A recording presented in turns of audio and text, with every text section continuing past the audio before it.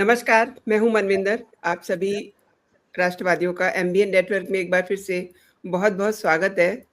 FCRA bill किसे, कहाँ तक, कितना दर्द पहुँचा रहा है, उसका सीन तो अब साफ दिखाई दे रहा है। अमेरिकी प्रतिनिधि राइली एम मूर ने एफसीआरए बिल की आलोचना ही नहीं की है, बल्कि उन्होंने कई और सारे सवाल भी उठा दिए हैं। उनका ये कहना है कि ये विधेयक भारत सरकार को चर्चों और धार्मिक चैरिटी संस्थाओं पर कब्जा करने की अनुमति देता है। एक तो इसे समझेंगे। दूसरा, इस बिल को लेकर के अपने घर में भी काफ़ी कुछ चल रहा है। नाटक नौटंकी चल रही है, पेट में मरोड़ उठ रहे हैं। प्रेस कॉन्फ्रेंस के बहाने स्टूडेंट्स को स्क्रीन उपलब्ध करवाई जा रही है। ये काम भी आपने देखा। आगे बढ़ने से पहले आपसे मेरा ये निवेदन है, वीडियो को लाइक कर लीजिए और चैनल को सब्सक्राइब कर लीजिए। तो मेरे साथ जुड़ चुके हैं आपके चिरपरिचित रितेश कश्यप जी, राष्ट्र समर्पण से। रितेश जी, बहुत स्वागत है। नमस्कार। रितेश जी, एफसीआरए से इतनी समस्या क्यों हो रही है?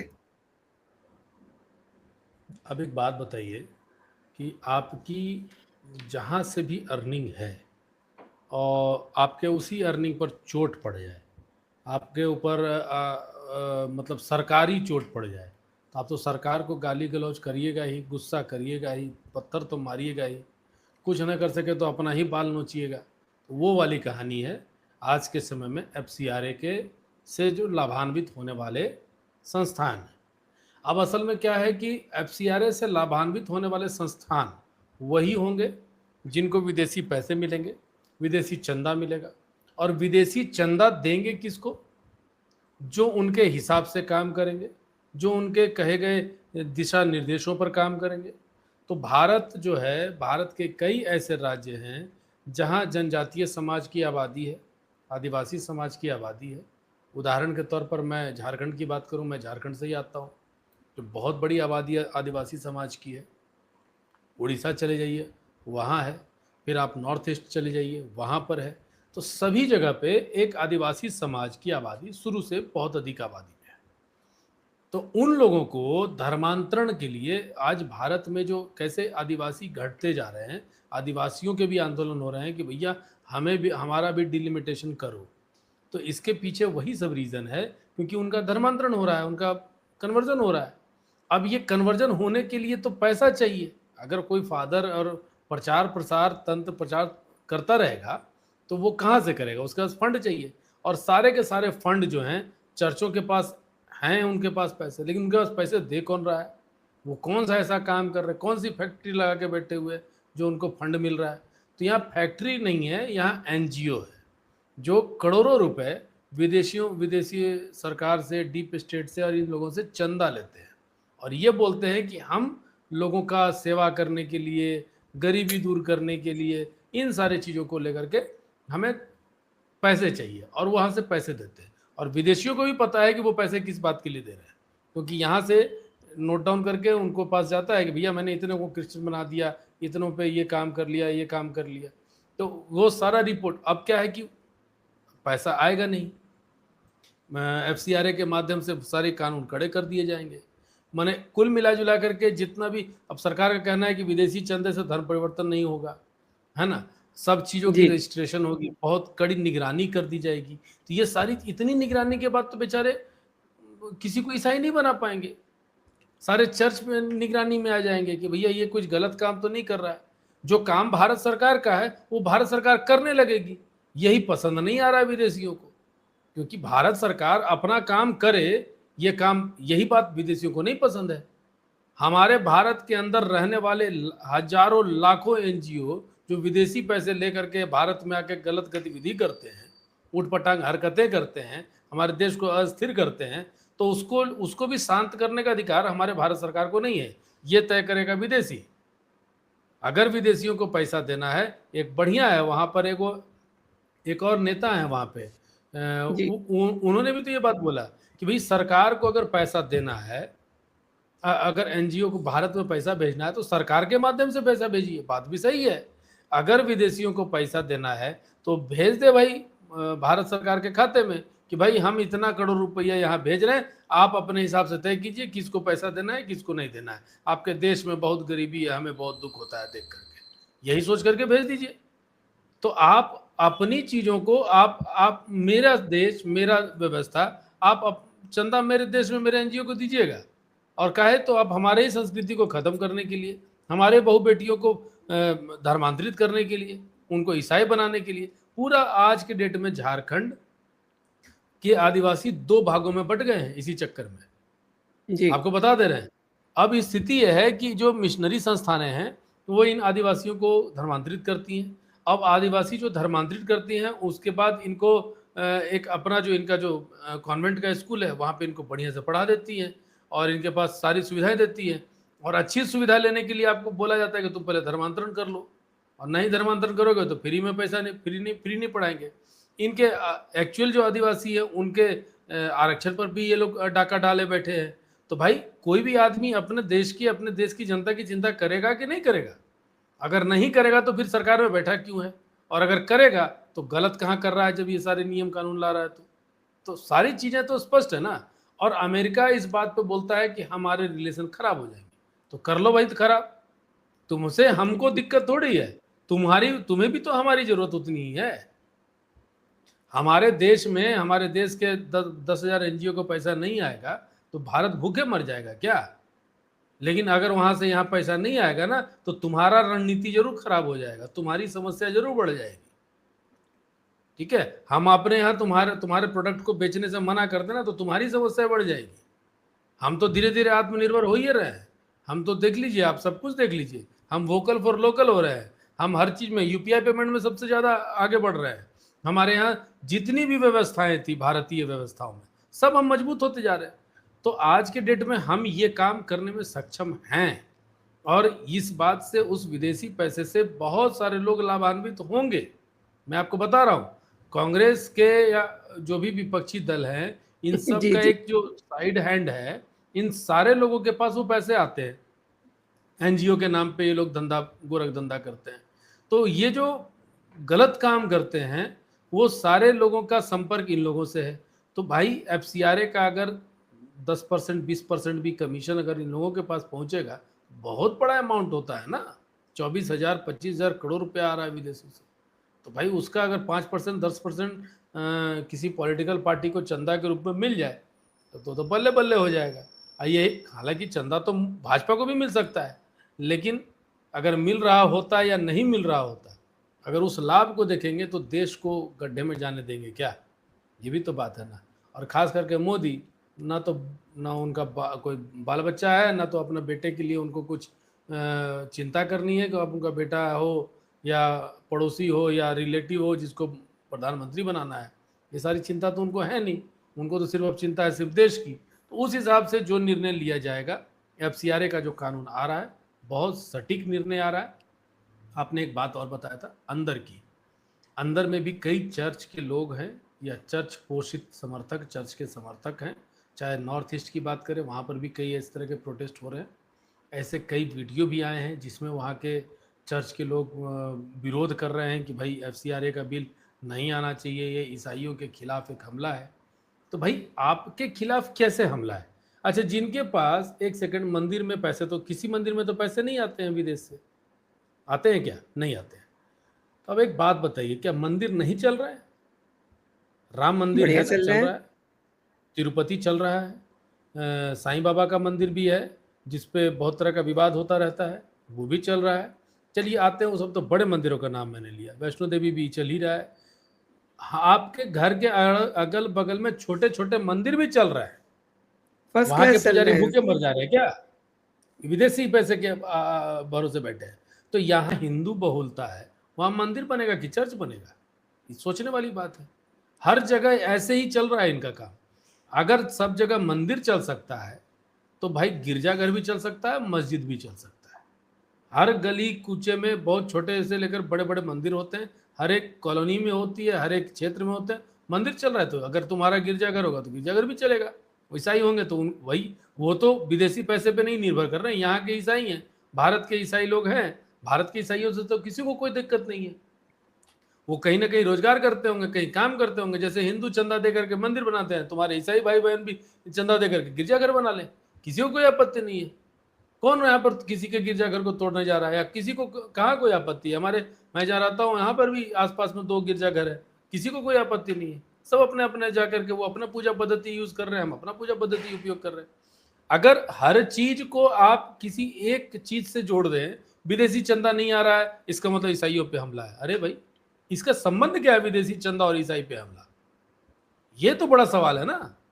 हम इसका संबंध कैसे स्थापित कर रहे हैं? विदेशी पैसा हमारे पास नहीं आएगा तो ईसाइयों पे हमला कैसे हो गया? अगर विदेशी पैसा तो भारत हिंदुओं को नहीं आ रहा है तो क्या हिंदू पे हमला हो रहा है? ऐसा तो नहीं बोल रहे हैं। तो एकदम बेवकूफ़ी वाला हरकत है, और पूरी रणनीति के साथ डीप स्टेट के हाथों खेलने का जो षड्यंत्र है वो नहीं चलेगा भारत में, और मोदी जी चलने देंगे भी नहीं। जी। किरण रिजिजू और खड़गे जी की मुलाकात होती है, उनसे यही आग्रह हुआ कि आप संसद क्यों नहीं चलने दे रहे हैं, ताकि बिल जो है वो पास हों। मतलब किस लिए बैठे हुए हैं संसद में लोग, लोगों के लिए कुछ काम हो जाए, लेकिन वो सब चीज़ें तो ये चलने नहीं दे रहे हैं। हर दिन कोई ना कोई नया शिगुफा छोड़ देते हैं। वो चलने देंगे भी नहीं ना, क्योंकि अगर आप काम कीजिएगा तो काम खत्म हो जाएगा ना, फिर इनके पास कोई मुद्दा नहीं रहेगा ना। अगर आप गलती से FCRA बिल ले आइएगा, आप जन्म प्रमाण पत्र वाला बिल ले आइएगा, आप सारे बिल ला करके सब काम कर ही दीजिएगा, तो इनके लिए तो कुछ बचेगा नहीं। तो बस ये अपने लिए कुछ छोड़े रखना चाहते हैं, इसीलिए बोलते हैं कि तुमको ना हम काम करेंगे ना काम करने देंगे, मतलब न खाएंगे। वही क्या है, हम लोग के यहाँ ऐसे ही कहते थे कि न खेलेंगे ना खेलने देंगे, हम खेलने देंगे। विकेट उखाड़ के भाग जाएंगे। हम्म। हम विकेट उखाड़ के भाग जाएंगे। तो वो सारी कहानी है। तो इनके इनके पास में कोई मुद्दा तो बचा नहीं है। ये किस मुद्दे पे बात करेंगे? देश की शिक्षा व्यवस्था पे काम हो रहा है, न्यू एजुकेशन पॉलिसी काम हो रहा है, अनएम्प्लॉयमेंट पे काम हो रहा है, बेरोजगारी पे कुछ ना कुछ तो हर जगह पे काम हो ही रहा है। एक झटके में तो कोई भी चीज़ नहीं होगा। किसी भी टॉपिक पे बात कीजिए तो वहाँ पर गतिविधि चल रही है।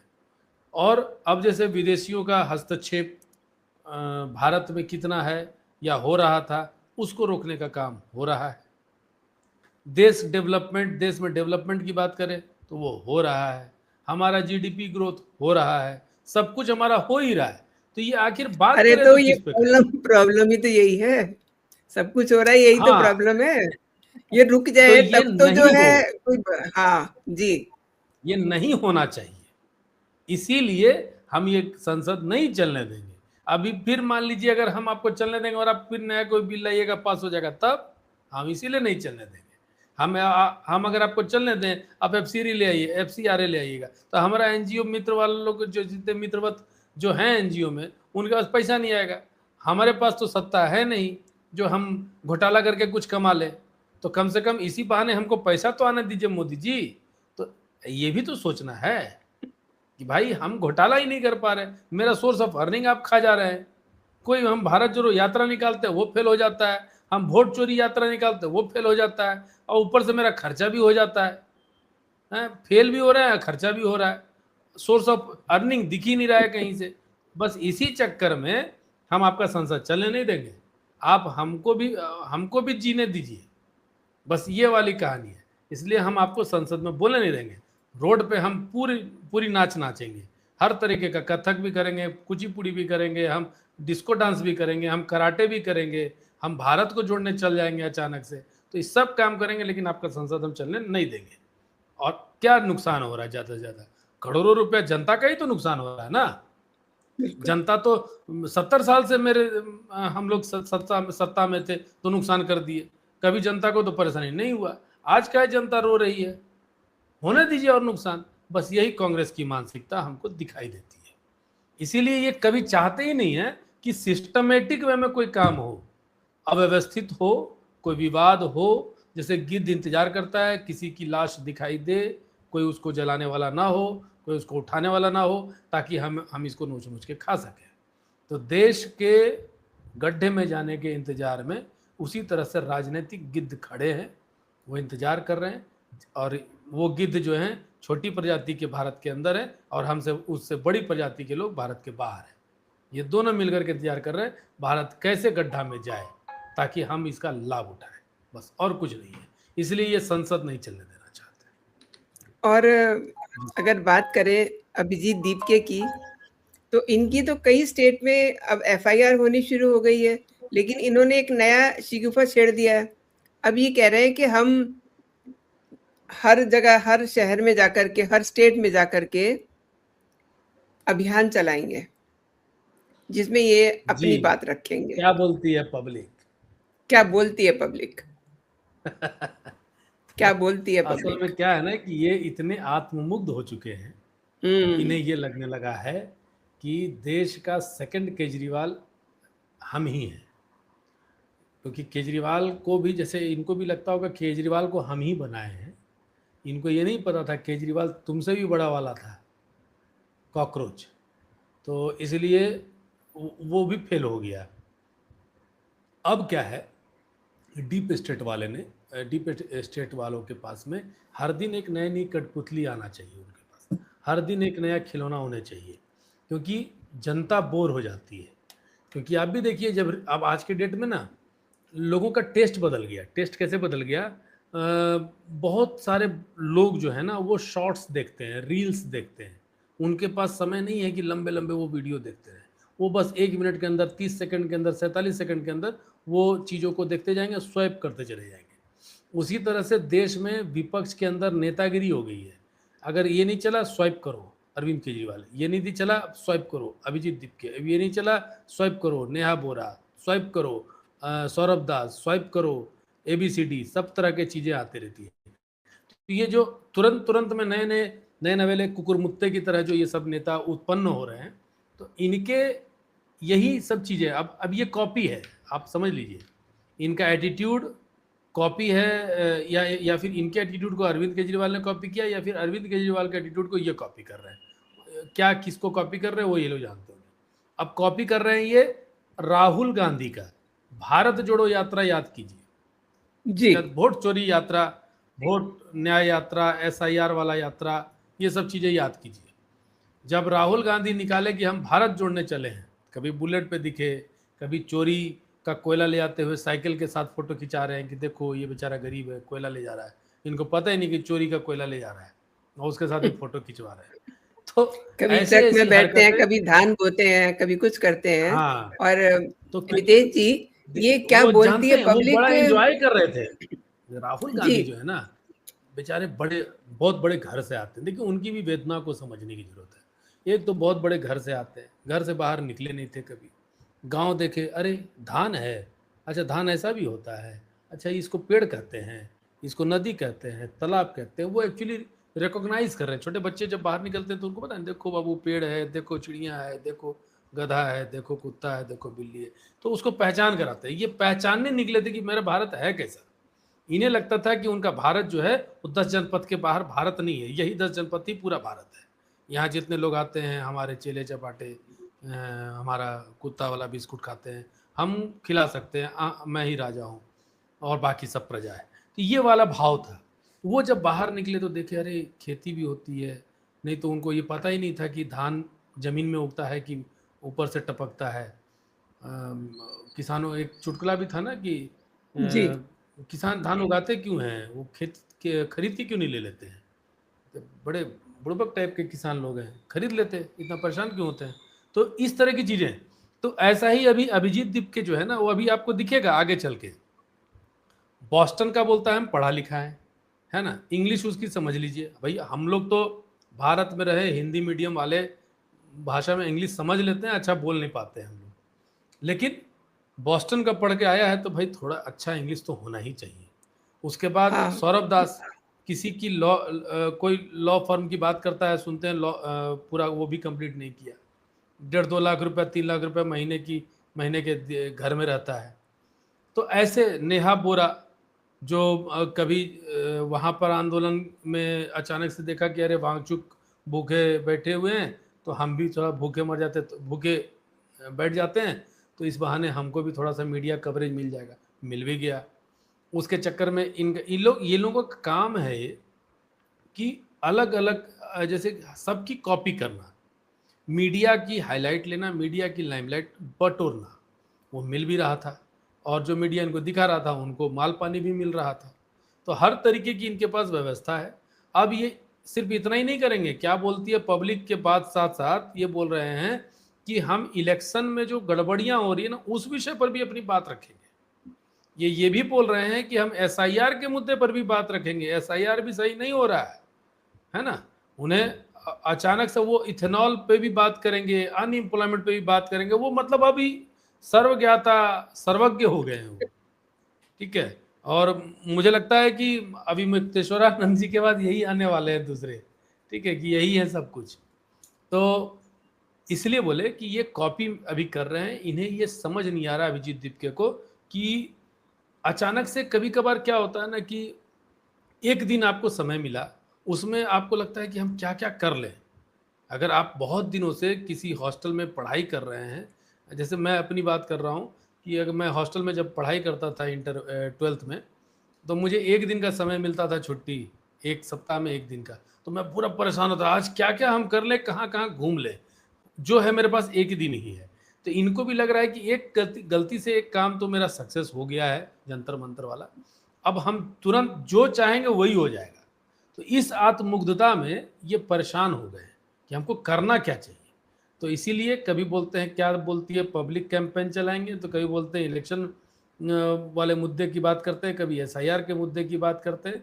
तो अभी नए नए पप्पू हैं, देखिए पप्पू पार्ट 2, मैं तो ये मानता हूँ अभी जी। रितेश जी, आपको ये नहीं लगता कि क्या बोलती है पब्लिक की आड़ में ये क्या बोलती है विदेशी फंडिंग बोल रही है इनके अंदर से? ऐसा है, क्या बोलती है पब्लिक जो है, आप सोचिए कि ऐसे तो नहीं घूमेंगे। ये विदेशियों को बताएंगे कि भाई हम घूम रहे हैं, हम वहाँ जाएंगे, यहाँ जाएंगे, पूरा अपना बायोडाटा देंगे, पैसा तभी ना आएगा, एक्सपेंस तभी ना प्रोग्राम आएगा। पूरा टीए देंगे। डीए, टीए मिलेगा, डीए मिलेगा। अब बेरोजगारी का आगे चल के अगर मान लीजिए कुछ हो भी जाता है, तो बेरोजगारी कटेगी कैसे, इनकी व्यवस्था तो चाहिए। तो घूमने के लिए अब क्या है, एक बार फंडिंग का सोर्स दिख गया कि भाई यहाँ से पैसे आते हैं, और आप कुछ गतिविधि कीजिएगा नहीं तो दोबारा पैसा देगा काहे के लिए कोई। तो इनको कुछ ना कुछ करते रहना है। झारखंड आने से पहले इनको ही नहीं, इनके पूरी टीम को टाइफाइड हो गया। आप सोच लीजिए, झारखंड में जो बच्चे थे, इनको बच्चे नहीं दिखाई दिए, यहाँ इन्हीं को नहीं, किसी को बच्चे नहीं दिखा रहे। खड़गे को भी बच्चे नहीं दिख रहे। खड़गे जी बोल रहे हैं कि हमसे भी गलती होगी तो हम आएंगे, है ना, हम बोलेंगे नहीं, बिल्कुल वहाँ के बच्चों के बारे में भी बोलेंगे। भाई आप प्रेस कॉन्फ्रेंस में बोल रहे हैं, एक बार फ़ोन कीजिएगा, हेमंत जी ये सब गलत बात है, आप देख लीजिए, सीबीआई जांच बैठा दीजिए, इतना सा बोलना है। आप यहाँ पे साथ में सरकार में, आप प्रेस कॉन्फ्रेंस में बोल रहे हैं। 30 दिन से 25 दिन से क्यों बैठना पड़ रहा है बच्चों को, बोले जा रहे हैं, अभी भी आपका बात नहीं कोई सुन रहा है। सत्ता में है, नेहा बोरा जो अभी आई, आर्मी में पिताजी हैं, 10 साल से बात नहीं कर रहे हैं पिताजी इनसे, इनके लक्षण को शायद समझ लिए थे कि ये स्थिति इनकी यही रहने वाली है, मतलब देशभक्ति वाली तो स्थिति है नहीं। अब ये आ रही हैं झारखंड आंदोलन चोरी करने के लिए। 10 तारीख को सारे बच्चों ने जो जो शांतिपूर्ण तरीके से संवैधानिक तरीके से धरना पे बैठे हैं, वो उनका 10 तारीख का आंदोलन था। नेहा बोरा बोल रही है कि नहीं हम 7 तारीख को ही आंदोलन करेंगे, 7 तारीख को विधानसभा घेराव करेंगे। तो आप तो एक तरह से उनके आंदोलन को चोरी करने आ रहे हैं। 10 तारीख की बात है, आप 15 तारीख की बात कर देते हैं, हम 15 तारीख को करेंगे या 12 तारीख को करेंगे, 11 तारीख को करेंगे। आप क्यों 10 तारीख से पहले कर रहे हैं? आप इसका मतलब क्यों उस आंदोलन को हाईजैक करने का प्रयास कर रहे हैं, और आपकी मानसिकता दिखाई दे रही है यहाँ पर। अब क्या है कि लोग ना दोनों को तुलना कर रहे हैं। इवन हम लोग भी गए तो हम लोग भी पूछे कि तुम भाई सीजेपी का आंदोलन वर्सेस झारखंड का आंदोलन कैसे देखते हो। सब लोग ये बात बोलने लगे हैं कि जंतर मंतर में लोग गालियां दे रहे थे, उटपटांग हरकत कर रहे थे, वो कोई आंदोलन था, उस आंदोलन को लोग लिटरली गाली दे रहे हैं, बुरा बोल रहे हैं। और यहाँ का आंदोलन शांतिपूर्ण है, 30 दिन से लगातार बैठे हैं, कोई किसी को एक गाली भी नहीं दे रहा है, कोई किसी से जेपीएससी का फुल फॉर्म भी नहीं पूछ रहा है। कोई पत्रकार का आपने सुना एक भी बाइट कि जेपीएससी का फुल फॉर्म जानते हो क्या? क्योंकि जब ये सवाल पूछ देगा ना अगर गलती से किसी से, तो हर बच्चा उसका जेपीएससी का फुल फॉर्म बता देगा, इसलिए। लेकिन वहां नीट का आपको फुल फॉर्म पूछा जा रहा था, क्योंकि वहां लक्ष्य कहते बोलते ना, होनहार बीरवान के होते चिकने पात, तो चेहरा, हाव भाव और एक्टिविटी बता देता है कि आपका नस्ल क्या है, आप करने क्या आए हैं यहाँ पे। तो नीट का जो आंदोलन चल रहा था, तो उसमें हर बच्चे की स्थिति समझ में आ रही थी कि नीट का नहीं है। राहुल गांधी कल 2 दिन पहले प्रेस कॉन्फ्रेंस किए, 4-5 बच्चों का, कोई मॉडल आई थी, कोई गायिका आई थी, और इस तरह से सारे लोग आए, एक ही बच्चा नीट उनको नहीं मिला। बस यही स्थिति है। तो यह अब तुलना तो दोनों तरफ से हो रही है, दिल्ली वर्सेस झारखंड। अब क्या है कि इस बात पर जंतर मंतर ज्यादा बदनाम अब होने लगा। अब आप साफ कपड़ा पहने, मैं गंदा कपड़ा पहना, तो मैं क्या कोशिश करूंगा कि आपको भी उसी गंदे में डाल दूं, ताकि हम दोनों बराबर हो जाए, ठीक है। तो अब ये नेहा बोरा एंड टीम, ये लोग क्या कर रहे हैं, अपनी बोरिया बिस्तर उठा करके झारखंड आ रहे हैं, और वही कचड़ा कोशिश कर रहे हैं कि यहाँ पे परोस दे, ताकि तुम भी हमारे जैसे हो जाओ। उसके बाद तुलना करेंगे कि तुमने भी गाली दिया, हमने भी गाली दिया, तो दोनों में अंतर क्या है। ये मैसेज क्रिएट करने के लिए नेहा बोरा एंड टीम यहाँ पे काम करने आ रही है। और यही बात है ना, अगर मान लीजिए 2 टीम बच्चे ही हैं, अगर आपस में क्लैश हो गया तो बोलेंगे हाँ हाँ देखो यहाँ भी तो कचड़ा हो ही गया, पुलिस बाद में लाठी मार के साइड करेगी या इसके आंदोलन को समाप्त करेगी। तो बेसिकली आंदोलन को चोरी करने, पूरा कार्यक्रम को डिरेल करने की योजना से यहाँ पे लोग पहुंचने वाले हैं। उस सच में एक बार निकल जाए दीप के क्या बोलती है पब्लिक में, मुझे लगता है राहुल गांधी की तो पूरी बड़ी टीम है, अगर राहुल गांधी और विपक्ष की टीम अगर इन्हें सपोर्ट ना करे दीप के ग्रुप को, तो लिटरली बता रहा हूँ, कई जगह पे इनको थप्पड़ पड़ेगा। ये स्थिति रहेगी तो पिटाई होगी इनकी, क्योंकि पब्लिक से ज़्यादा बड़ा कौन होता है। आप जो गुंडई करके दिखाए हो, बहुत लोग तो भाई, तुम तो गाली दे दिए हो मोदी को, बहुत सारे रास्ते पर मोदी के भी तो समर्थक मिलेंगे, वो थोड़े ना आपको मने छोड़ने वाले हैं, या फिर वो तो सवाल आपसे पूछेंगे ही कि तुमने मोदी को गाली कैसे दे दिया। और अगर वो मजाक था जैसा कि आप लोग कहते हैं, तो अभिजीत दीपके को भी वही गालियों के साथ पूछा जाएगा कि भाई अभिजीत तुमको कैसा लगा ये बताओ। बिल्कुल सही कह रहे हैं। और एफसीआरए में मोदी और शाह की जोड़ी थोड़ा सा समय जरूर ले रही है, लेकिन ये बिल तो जरूर पास कमाल होगा, करेगी, बिल्कुल कमाल करेगी। और आपने रितेश जी मेरे लिए समय निकाला और मेरे दर्शकों को इस महत्वपूर्ण विषय पे आपने जानकारी दी, बहुत बहुत धन्यवाद आपका। जय हिंद, जय भारत, वंदे मातरम। वंदे मातरम।